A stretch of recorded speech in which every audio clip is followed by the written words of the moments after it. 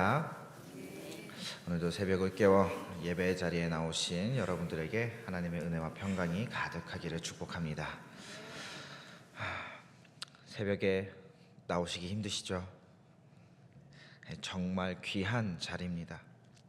그런데 이 새벽 아침부터 왜 굳이 이 어려운 자리까지 나오셨나요? 그냥 심심해서 나오신 분은 없으시죠, 여기에? 우리는 이 하루의 이 시간을 하나님과 함께 하고자, 하나님 만나고 싶어서 오늘 이 하루가 이 시작을 하나님과 함께 보내므로 우리의 하루하루가 그렇게 하나님과 동행하는 날이 되기를 소망하며 이렇게 아침부터 예배 자리에 나와 하나님께 경배 올립니다. 그런데 하나님을 만나는 것과 우리의 이제 이 오전부터 시작될 우리의 실제 삶은 어떻게 연결되고 있나요? 오늘 본문인 고린도전서 16장을 처음 읽으면 조금 당혹스러울 수도 있습니다. 왜냐하면 고린도전서 1장부터 15장까지는 부활에 대한 이야기, 성찬에 대한 이야기, 은사에 대한 이야기, 사랑에 대한 이야기, 엄청 유익하고 좋은 신학적인 이야기들이 굉장히 많이 쏟아지는 반면에 16장은 처음부터 연보해라, 헌금해라, 여기부터 시작합니다. 그리고 내가 너희에게 가겠다, 누구한테 잘해줘라, 누구에게 무난한다, 그런 어떻게 보면 뜬금없는 이야기들이 나오기 때문에 당황스러울 수도 있습니다. 그래서 어떤 사람들은 이렇게 생각하기도 합니다. 고린도전서 16장은 부록 정도의 느낌이다. 별로 중요한 내용이 없다. 그래서 딱 15장까지만 읽고 16장은 쉽게 넘어가기도 합니다. 그런데 이 16장에는 조금 더 깊은 우리의 믿음의 실천적 내용들이 담겨져 있습니다. 두 가지 성도가 있습니다. 첫 번째 성도는 예배 때마다 가장 앞자리에 앉아서 찬양도 크게 부르고 기도 시간엔 눈물도 흘리며 예배에 열정적으로 참여하는 성도입니다. 그런데 예배가 끝나면 누구보다 빠르게 집으로 돌아가고 교회 일에는 전혀 참여하지 않습니다. 헌금 봉투는 늘 비어있고 바쁘다 말만 반복하면서 사람들과 교제하는 일은 피합니다. 그저 한 주에 한 번 예배에 참석하는 것으로 충분하다고 여기는 성도가 있습니다. 두 번째 성도는 반대로 기도 시간에 큰 소리로 기도하지도 않고 교회에서 크게 눈에 띄지도 않습니다. 그런데 매주 교회 청소를 위해 누구보다 일찍 교회에 와서 묵묵히 일을 하고 더 많은 일에 참여하지 못해 죄송하다는 말을 입에 달고 삽니다.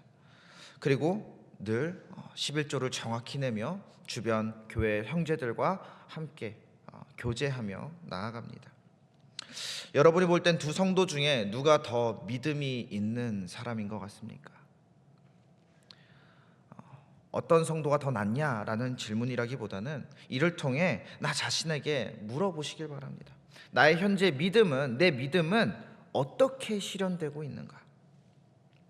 바로 오늘 본문을 통해 우리에게 정확히 이 질문에 답하고 있습니다. 믿음은 관계 속에서 구체적으로 실천될 때, 그냥 아는 것을 넘어서 내 삶의 관계들 속에서 구체적으로 실천될 때 진짜가 된다는 거예요. 그래서 바울은 이 16장에서 어떻게 믿음의 실천을 우리가 만들어가는지를 보여줍니다. 첫째로 믿음은 지속 가능한 섬김의 계획을 하게 합니다. 1절부터 4절까지를 보면 바울이 예루살렘 성도들을 위한 연보에 대해 이야기하는 것을 볼 수 있죠. 매주 첫날에 너희 각 사람이 수입에 따라 얼마를 정하여 저축하라라고 합니다. 바울은 이 연보란 것은 다른 말로 하면 구제헌금입니다. 구제헌금.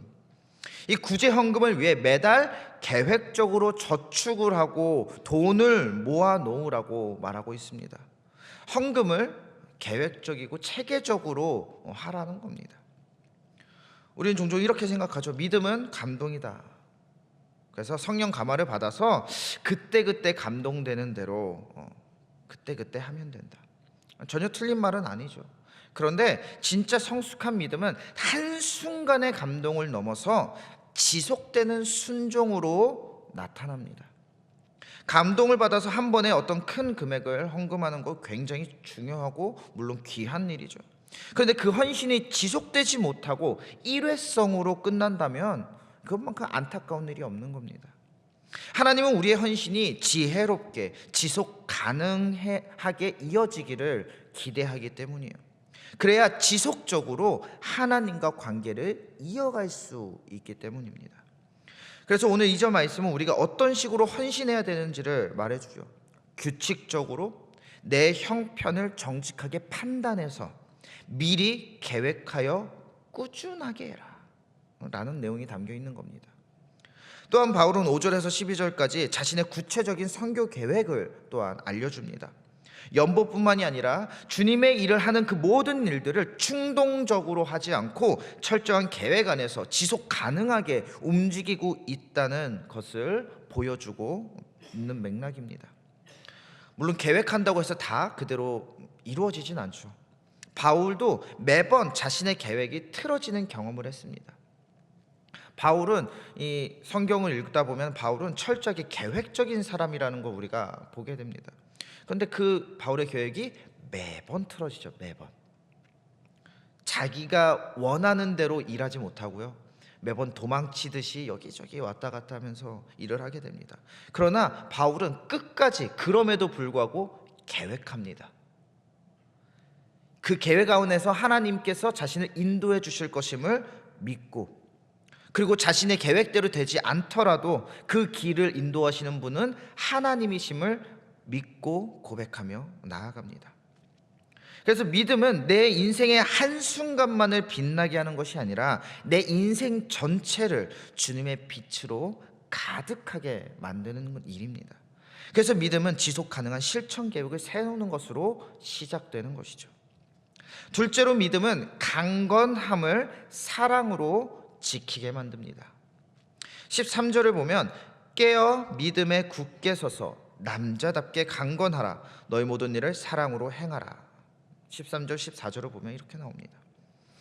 깨어라, 굳게 서라, 남자답게 강건하라. 남자들에게만 하는 말은 아닙니다. 남자답게 강건하라. 이 말은 마치 전쟁터에서 흔들리지 않고 버텨내야 하는 이 군인들에게 하는 듯한 아주 강건하고 강력한 단어들입니다. 이 약한 세상을 살아가려면 얼마나 강한 믿음으로 스스로를 무장해야 하겠습니까? 죄인들의 길에는 서지도 말라고 하신 그 하나님의 말씀을 기억하면서 강건함으로 자신의 거룩을 지키는 데 힘을 써야 합니다. 그런데 이 이어진 14절에서 모든 일을, 그 강건한 그 모든 일을 사랑으로 행하라 라고 말하며 사랑으로 강건함을 부드럽게 만들어야 된다 라고 말씀하는 것이죠. 강건함과 부드러움이 함께 있어야 한다. 예를 들어 우리가 자녀를 훈육할 때 보면 원칙은 흔들리지 않되 마음은 부드러워야 합니다. 안 돼라고 단호히 말하면서도 아이를 안아줄 수 있어야 하는 것이죠. 그게 강건하면서도 사랑으로 행하는 일입니다. 연보를 계획하는 것도 그렇죠. 흔들리지 않고 꾸준히 책임감 있게 하는 것, 그게 강건한 것입니다. 그런데 이것이 사랑으로 행할 때 꾸준히 계획해서 돈을, 연보를, 헌금을 모으는데 거기에 사랑이 없으면 전혀 무용지물인 일이 되는 것이죠. 이 일에 사랑이 들어갈 때 비로소 완성이 되는 겁니다. 새벽 기도 한 번 나오는 건 생각보다 쉽습니다. 어쩌다 한 번 나오는 건 생각보다 그렇게 어렵지 않습니다. 그런데 눈이 오나 비가 오나 매일같이 1년, 2년, 3년 새벽 기도 나오는 거 결코 쉬운 일이 아닙니다. 강건함이 있어야 가능한 일입니다. 내가 어찌 됐든 반드시 이 시간은 지키리라, 자신 안에 굳건한 마음이 있어야 가능한 일이죠. 그런데 그렇게 나온 새벽 기도에서 사랑은 잠시 어디에 던져두고 다른 사람을 흉보고 판단하면 어떻게 될까요? 의미가 없어지겠죠. 사랑이 빠진 강건함이 되는 겁니다. 그래서 바울은 강건하게 믿음을 지키되 모든 일을 사랑으로 행해라, 사랑으로 완성시켜라 라고 하는 겁니다. 마지막 세 번째로 믿음은 형제들을 기억하게 하는 것입니다. 15절부터 끝까지 보면 바울은 정말 많은 사람들의 이름을 부르고 있습니다. 스데바나, 브드나도, 아가이고, 아굴라, 브리스가, 아시아의 교회들, 모든 형제들, 그 하나하나 이름들 다 부릅니다. 왜 바울은 그렇게 일일이 이 사람들의 이름을 부르고 있을까요? 먼저는 언급된 그 모든 성도들의 신원을 보증해주는 추천서의 역할을 위해 바울이 그 이름들을 언급하는 이유가 있습니다. 당시에는 우리 지금처럼 막 주민등록번호가 있는 것도 아니고 핸드폰이 있는 것도 아니죠. 그런데 성도들이 여기저기 지역으로 돌아다니면서 선교를 합니다. 특히나 이렇게 이름이 거론된 사람들은 열심히 있는 사람들이죠. 그 사람들이 다른 교회 가서 선교 활동을 하려고 하는데 그때마다 자기 돈으로 할 수 없으니까 교회들을 찾아갑니다. 그때 이 편지가 추천서가 되는 겁니다. 신원 보증이 되는 겁니다. 바울이 추천한 사람이 너구나. 바울이 그 얘기했던 그 사람이 바로 너였구나. 우리 집으로 와라. 우리가 재워주겠다, 먹여주겠다 하는 것입니다. 그래서 바울은 그들의 이름을 언급하면서 그들을 환대해줘라 라고 말하는 것이죠. 그런데 여기는 또 다른 이유가 담겨 있습니다. 교회는 단순한 조직이나 프로그램이 아닙니다. 회사가 아닙니다. 교회는 사람입니다. 사람. 우리가 교회 하면 흔히들 생각하는 게 교회는 건물이다라고 생각하죠. 이 보배로운 성전이 교회인 줄 압니다. 근데 교회는 여러분 한 사람 한 사람이죠. 교회는 사람입니다. 구체적인 이름을 가지고 구체적인 얼굴이 있고 이야기가 담겨 있는 개인이 모여서 교회가 됩니다. 그런데 교회가 커지면 커질수록 점점 많은 성도들이 단순한 숫자로 여겨지기 쉽습니다. 우리 교회는 교인이 몇 명이야? 이번 달 새가 조금 몇 명이야? 이런 것으로 우리가 자부심을 느끼기도 합니다. 그리고 그러다 보면 어느새 그 한 사람 한 사람, 한 영혼 한 영혼에게는 소홀히 하게 되는 경우가 있습니다. 그 사람의 이름도 모르고 그 사람이 어떤 이야기를 가진지도 모른 채 그 사람을 형제라고 부르는 것이죠. 18절을 보면 그들이 나와 너희의 마음을 시원하게 하였으니 그러므로 너희는 이런 사람들을 알아주라 라고 말합니다. 바울은 지금 알아주는 것, 그 사람 한 사람 한 사람을, 우리의 형제들 한 사람 한 사람을 알아주고 기억해 주는 것이 중요하다라고 말하는 것이죠. 우리가 서로의 이름을 부르지 않을 때, 우리가 서로에게 무관심할 때 교회는 무너지게 됩니다. 내 신앙만 그저 잘 지키면 된다고 여길 때 교회는 무너집니다. 왜냐하면 교회는 혼자 다니는 게 아니기 때문이죠.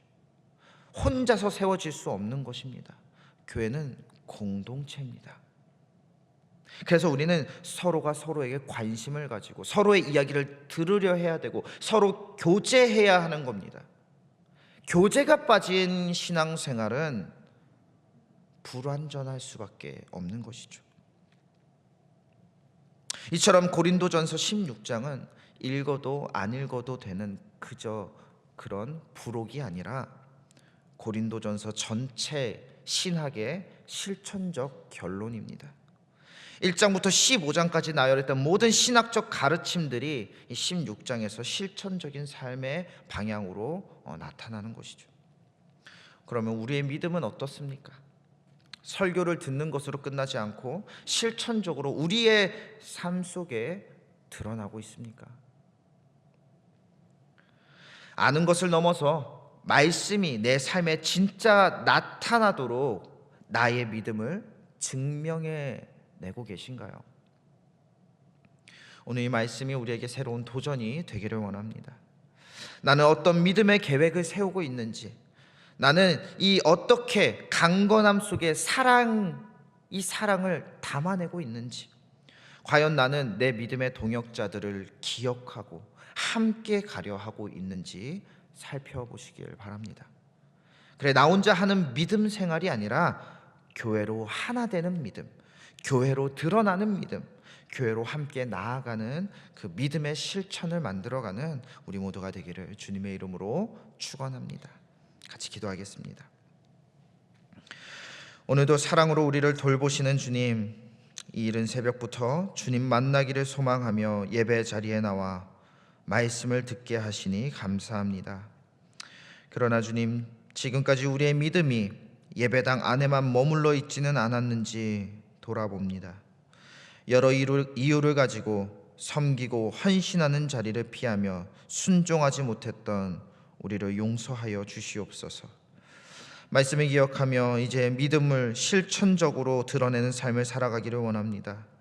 주님의 일을 계획하고 실천하여 우리의 믿음이 그저 머리로만 아는 믿음이 아니라 삶으로 드러나는 믿음으로 나타나게 하여 주시옵소서.